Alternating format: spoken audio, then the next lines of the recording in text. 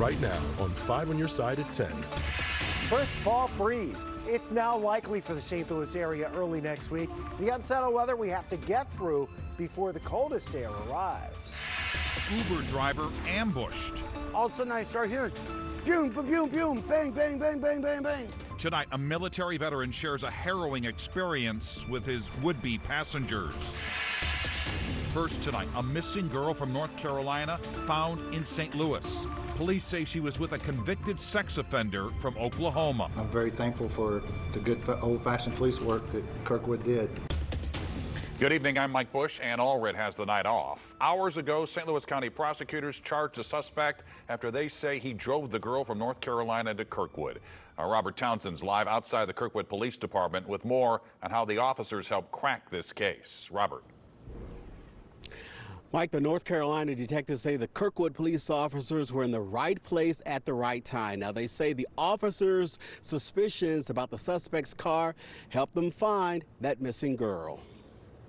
It didn't look right. Police in Monroe, North Carolina say Wednesday night, Kirkwood police officers first spotted a suspicious vehicle parked in an odd spot in this Lowe's parking lot. It's located near Lindbergh and I-44 in St. Louis County. Officers initially made contact with the driver, 30-year-old Christopher James Porter. That's not all the Kirkwood police officers saw. Officers observed a young female in the passenger seat. That passenger, a 16-year-old girl who had been missing from North Carolina for nearly 2 weeks. Kirkwood police quickly arrested convicted sex offender Christopher Porter. Thank goodness these officers, they took it upon themselves to go up to this vehicle, and she was in it. Police say Porter traveled from Oklahoma to Monroe, North Carolina, picked up the girl, and then drove more than 700 miles to Kirkwood. The girl told police she ran away from home after meeting Porter on a social media app. Getting a device ultimately allows you to have some control over where your kids are ultimately going online. Chris Montgomery is director of sales at ThrottleNet. The Sunset Hills company helps businesses protect themselves from cyber attacks. Montgomery also has this reminder for parents who want to protect their children from online predators. But there are various devices that are out there that can allow parents some level of control and understanding about what their kids are doing online. Meantime, more praise for the eagle-eyed Kirkwood police officers who helped bring this girl home. I'm very thankful for the good old-fashioned police work that Kirkwood did. The officers out there saw this car in a parking lot and checked on them and went the extra mile to make sure that this child was safe. Now, as for Porter, he's charged with several felonies. Tonight, he's sitting in the St. Louis County Jail on a $500,000 cash-only bond. Live in Kirkwood, Robert Townsend, 5 on your side. Developing tonight, a multi-state manhunt still underway for the gunman accused of killing 18 people and injuring 13 others in Lewiston, Maine. A shelter-in-place order remains in effect as hundreds of law enforcement agencies are searching by ground and air for Robert Card. Police say he walked into a bowling alley and opened fire last night, then drove to a bar to continue his attack. Officials say the Army reservist underwent treatment at a mental health facility this summer after threatening a military base. Sources say the rifle he used in the attack was bought legally. Also developing tonight, about an hour ago, we learned the major case squad is investigating a deadly shooting in Maplewood. A man was shot just after 5:30 tonight in the 2200 block of Yale. That's off Manchester. The victim later died at the hospital. His identity has not yet been released, and no word yet on any possible suspects or a motive. We are following breaking news tonight out of the Middle East. The Pentagon says the U.S. has launched airstrikes in eastern Syria on 2 locations linked to Iran's Revolutionary Guard. The strikes are in retaliation to recent drone and missile attacks on U.S. bases in the region. Well, a break in the rain tonight, but more rain is on the way tomorrow, along with near-record temperatures. But big changes are coming in the next 36 hours. Chief Meteorologist Scott Connell is tracking them all with his Weather First forecast. Yeah, there are a bunch of changes coming our way. By the way, you saw City Park there, City SC home Sunday night. It'll be a whole different type of ball game here when we talk weather Sunday night. Only around 40 degrees, still probably some rain around. This is what it looked like this morning. Justin in Lindenwood Park shared this beautiful photo of the sun coming up this morning. He's one of our weather watchers on the 5 on Your Side Facebook group. We just love our weather watchers and the pictures they send. Well, we had a great start. We had a few scattered showers as expected this afternoon. Skies are actually clearing west of St. Louis, but now we're watching that cold air filter in across Wyoming, into Montana, into the Dakotas. It's 16 now in Billings. It won't be that cold here, but that gives you an idea of what's on the way. This is true Arctic air, the first of the season that will be moving towards us early next week. So there will be a few showers, maybe even a rumble of thunder tomorrow afternoon into tomorrow evening, very scattered. Then the temperatures start dropping. It's chilly this weekend, soggy weather by Saturday night into Sunday. And then that transition to the very cold pattern early next week with our first freeze on the way.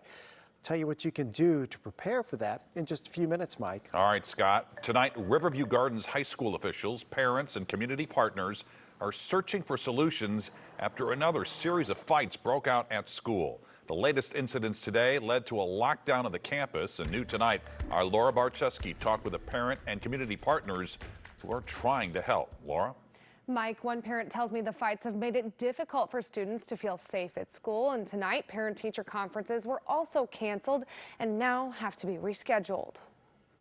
St. Louis County Police say around 1 o'clock Thursday afternoon, they were called to Riverview Gardens High School to break up a series of active fights happening across campus. Parent Victoria Smith says witnessing a lot of it has been hard on her kids. It discourages them from getting up every morning because they don't know what they're going to face in a day at Riverview Gardens High School. Police say 3 teens were taken into custody and later released to their parents, and one was taken to the hospital with non-life-threatening injuries. Smith says all of the students are going through a lot right now. Similar fights canceled homecoming festivities just weeks ago. We got some trauma that we got to deal with. We got some trauma that we need to address, and the support of Ungun. I've heard a lot of great ideas that we can offer to Riverview Gardens School District. Ungun Institute owner and founder Dr. Marty Casey says she wants to work with the school district, parents, and students to make it a better place for everyone. And we want to hear from them. I think that's the only way we're going to get to the bottom of what is really happening, how individuals are feeling, so we know how to deal with it. Dr. Casey says she wants to bring the community back together. We call that the triangle effect at Ungun Institute, and that's where the parents are up top. These are the homes, and then we have the schools, and we have the support of the community.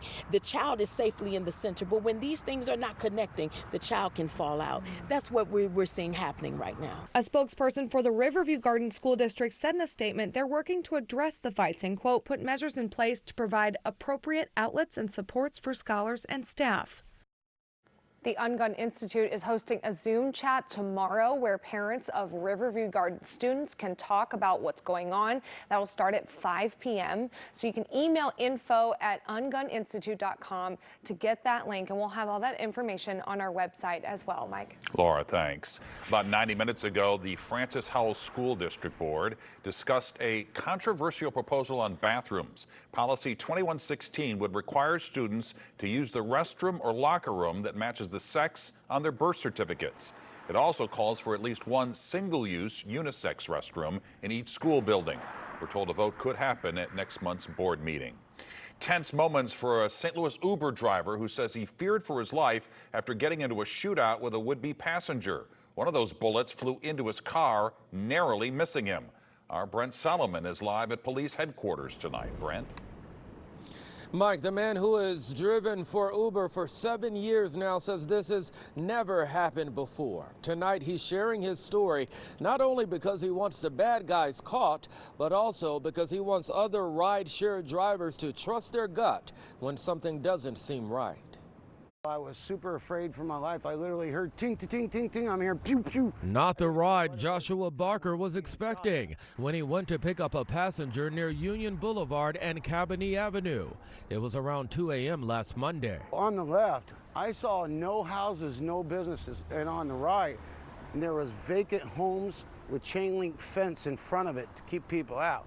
So there ain't nothing there to be picking anybody up at. And there was looked like a broke down Mercedes-Benz with dark tinted windows, and the door was ajar slightly, which is just so creepy, you know, and nobody around or nothing. He followed his instincts. On the Uber app, you can click a thing that says cancel, not safe to pick up, which I did, thinking that's the end of it. He ran into a dead end. When he tried to turn around, he came back in contact with the suspicious car. That's when he says a young woman jumped out. She stopped like this, and I'm in there. I said, "What are you doing?" Then 2 young men appeared. All of a sudden I start hearing, boom, boom, boom, bang, bang, bang, bang, bang, bang, like that. And I'm like, oh my God, I'm being shot at. He fired back and took off.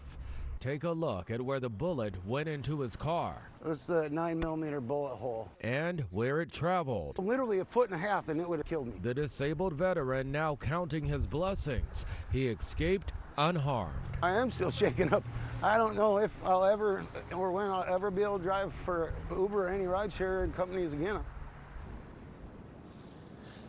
All right, within just the past hour, I heard from Uber, a representative saying the reported details are terrifying, and we're relieved the driver was unharmed. We're in touch with the driver as we continue to look into this incident, and we're standing by to assist law enforcement on their investigation.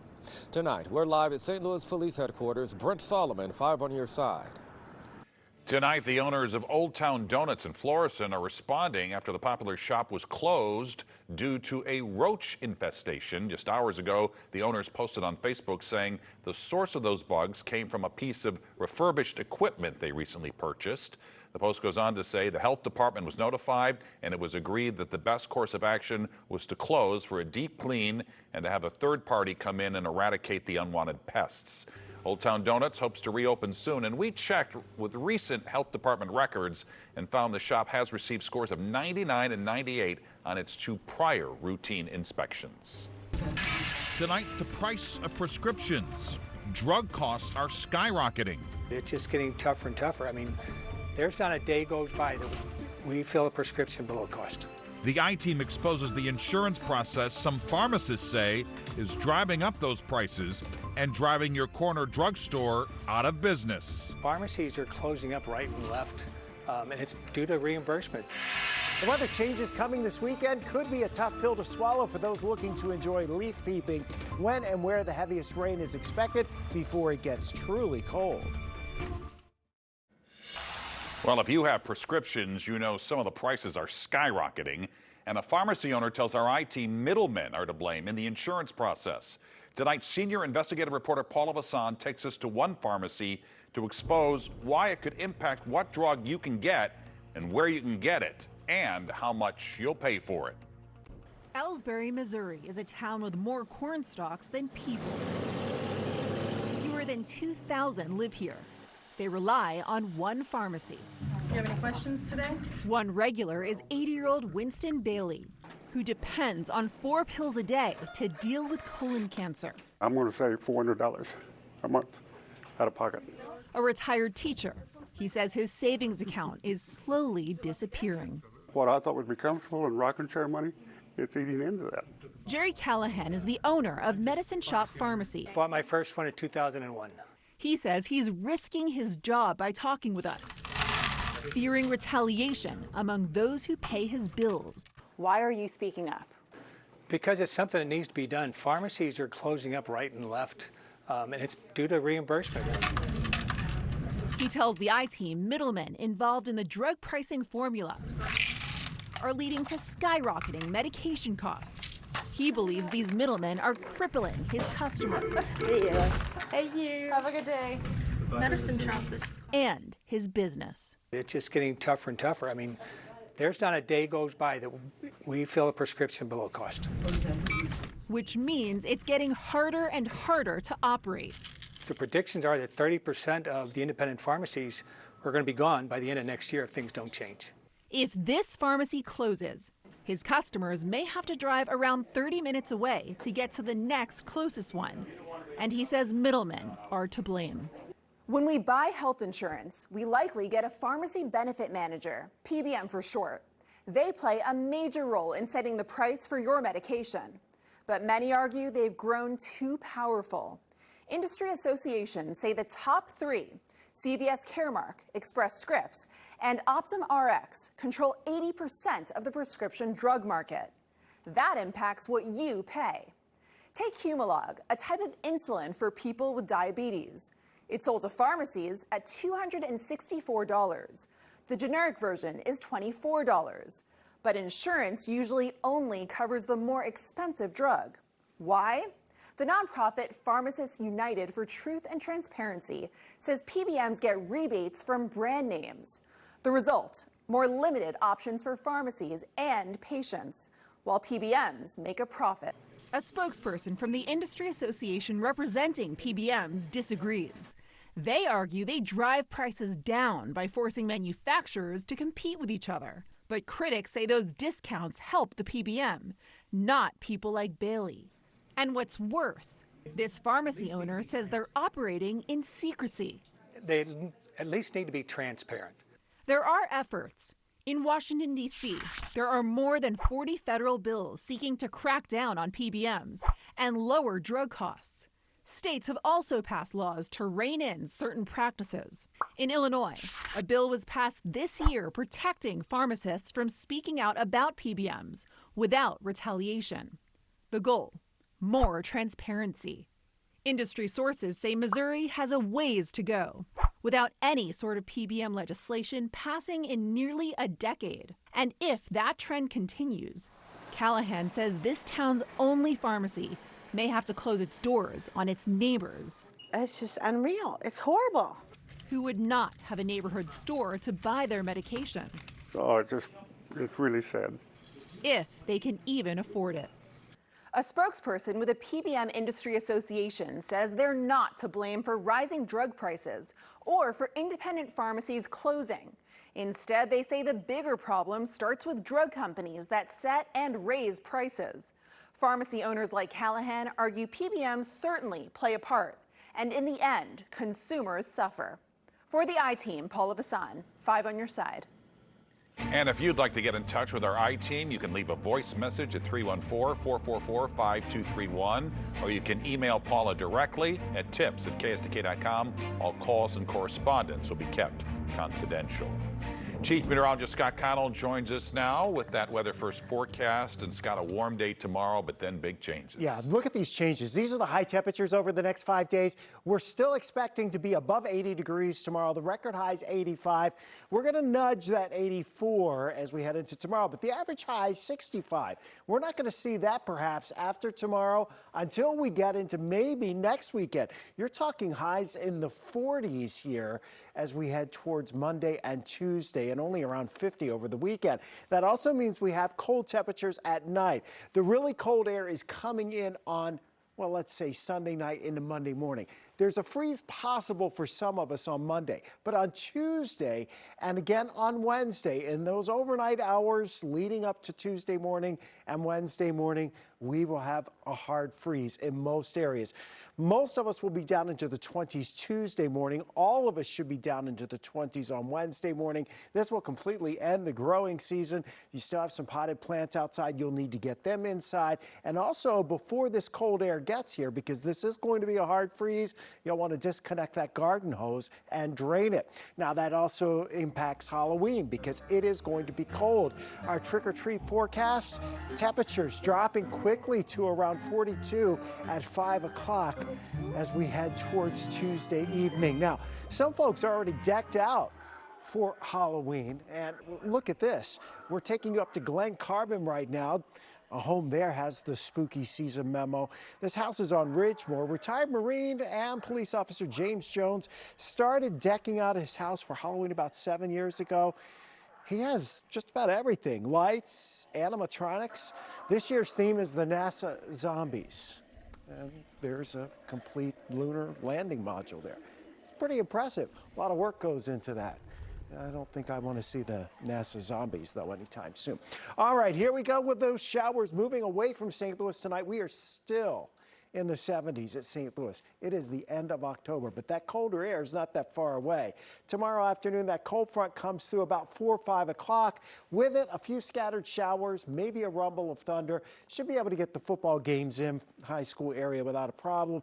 But it will become breezy, and those temperatures really drop off. Saturday morning, not much rain, but that will change as we head into Saturday afternoon, into Saturday evening. Rain chances are really going to ramp up here through the nighttime hours on Saturday. We may have a little bit of a break at times going towards Sunday, but odds are Sunday is going to be a soggy, chilly, breezy day. Heaviest rain will be south and southeast of St. Louis. We're talking 1 to 2 inches for some areas. Most of us should get at least a ½ an inch, and many of us will get more than an inch, especially south and southeast. Again, for your weekend plans, this is not great for the Apple Butter Festival down in Kimmswick, but go early on Saturday, but they'll still make apple butter, and boy, apple butter will never taste so good as it does when it's chilly and you get that warm apple butter on a nice biscuit. Look at those temperatures here. Monday, Tuesday, Wednesday, only in the 40s for highs. We have color-coded Tuesday orange. That's an orange alert day.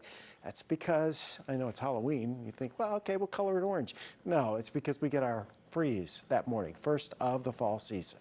All right, Scott, thanks. Frank is here with sports. Mike, we have a good one tonight. The Blues are playing great against the Flames. More good news for City SC. Josh Allen, pretty good game. And frankly speaking on, is Mizzou really hurting after losing a star recruit? Stay with us. The Sports Desk is sponsored by Jim Butler Chevrolet, the Midwest's #1 Chevy dealer 10 years running. The Cardinals were bad, City SC was great, and we have no idea about the Blues. When the GM says he'd be good to finish third, that's an indicator of the expectations. Tonight, the Blues were in Calgary, one of the teams they have to beat, and the Blues began with a bang. Killing a power play, Oscar Sundqvist, brilliant play, and when you look at that pure unadulterated speed of Kasperi Kapanen on the shorthanded goal. Still in the first, Alexei Toropchenko to Nick Leddy, who will unleash, and the Blues led it 2-0 after one period. Joel Hofer between the pipes tonight, and as you can see right here, he was brilliant. Right now, the Blues lead it late in the third period, 2-0. City SC will host Sporting KC Sunday night at 9 o'clock in Game 1 of the playoffs. Their regular season was so good that City SC has 4 finalists for the big awards. Roman Berkey, Goaltender of the Year, Bradley Carnell, Coach of the Year, Edward Leuven, Newcomer of the Year, and Tim Parker, Defender of the Year. Now, the club isn't just making an impact on the pitch. Tonight, they unveiled another mini pitch for local kids, this time over in Fairmont City, Illinois. A trio of City SC players, along with dozens of players from City's SC future youth teams, are on hand to christen the pitch. And for the current players, it's all about leaving a positive impact on those who support them. You can, as a player, as an athlete, I believe that you cannot just take and not give back in a way. And so this community has given us, including myself, a lot. And I look for ways that I can give back to the community. For me, it's nice. I want to talk to a few kids, see if they have any question me. Inspire, a kind of way that I can inspire,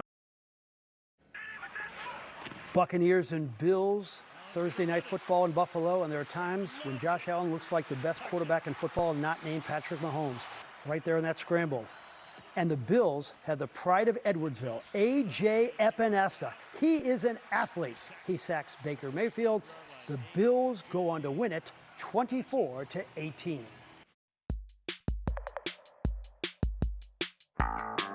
A final thought on the saga of one of the most celebrated football recruits our town has ever known, 5-star receiver Ryan Wingo from St. Louis U High.